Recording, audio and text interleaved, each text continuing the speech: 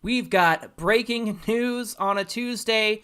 Arte Moreno is going to sell the Los Angeles Angels. What's going on, everybody? It's John from Locked On Angels with this news flash.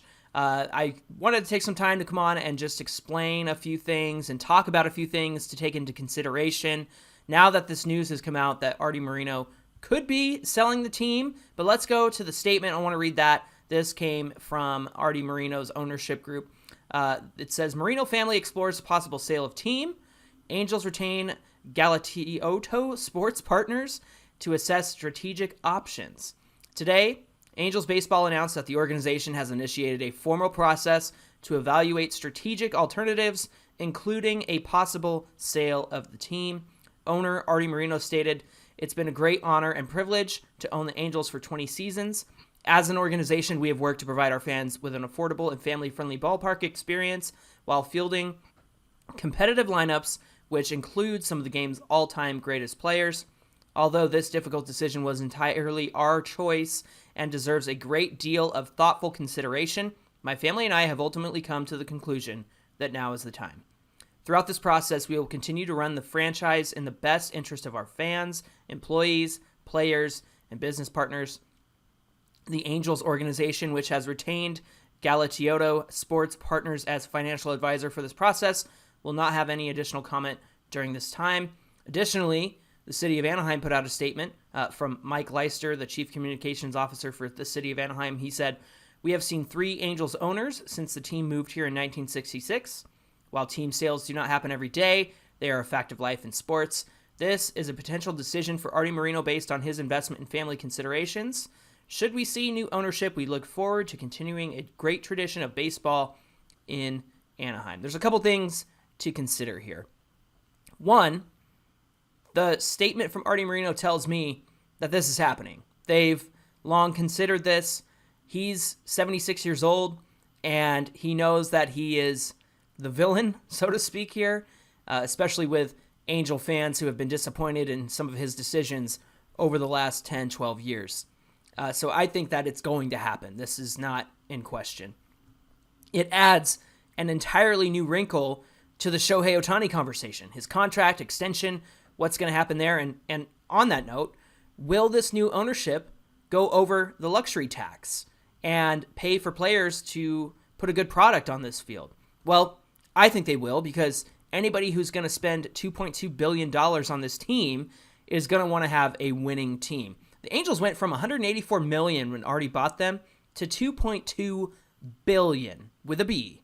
And so for me, this is quite an investment for a future owner. I don't know what the new ownership would look like, if it's a sole owner, an ownership group like we see with the Dodgers. And one question I have is, will the new ownership want to replace somebody like a Perry Minasian? Now, history shows us that the Dodgers ownership group came in and they started winning in 2013.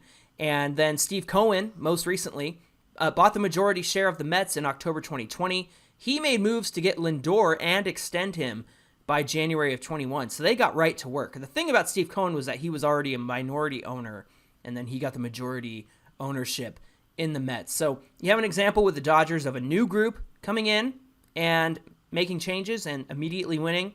Then you have Steve Cohen, who was part of the ownership group already, getting the majority share, making decisions on behalf of the Mets, and making moves right away. The sale took place in October. They already signed and extended, or traded and extended for Lindor in 21. So I don't think that our offseason is in jeopardy. I think that ownership will keep somebody like Perry Minasian, because Perry Minasian is a baseball guy. And so if the new ownership group comes in, baseball-minded, wanting to win, I think Perry Minasian fits that mold. I'm sure we'll see lots of other moves up and down the organization. But here's some things that I also want to consider. This new ownership, whoever it might be, needs to invest in the minor league system, top to bottom. They have to give them housing, affordable meals, all of that. Get the right coaches in place, get the right systems in place, the analytics, all of that. The biggest thing, this new ownership group needs to restore its relationship with past players. We've already seen Rod Carew tweet that he's excited about this. Jared Weaver tweeted at us a year ago and said the Angels lost my number a long time ago. I know that he was recently on the broadcast and threw out the first pitch, so maybe there's some reparation there. But the fact is, We still haven't seen Tim Salmon's number retired. We still have a lot of players who don't have an association with this team anymore because of burned bridges and just strange feelings between former players and this team. I hope that can be restored. So those are some things to consider.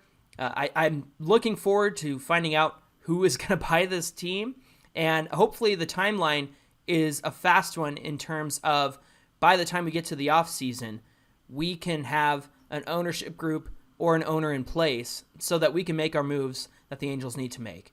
Mike and I are, of course, going to talk about this on tomorrow's episode of Locked On Angels, but just wanted to get a message out there. Thank you for tuning in. We'll see you on YouTube or wherever you get your podcasts. First topic of the day, Arte Moreno selling the team. We'll get right to it on tomorrow's episode.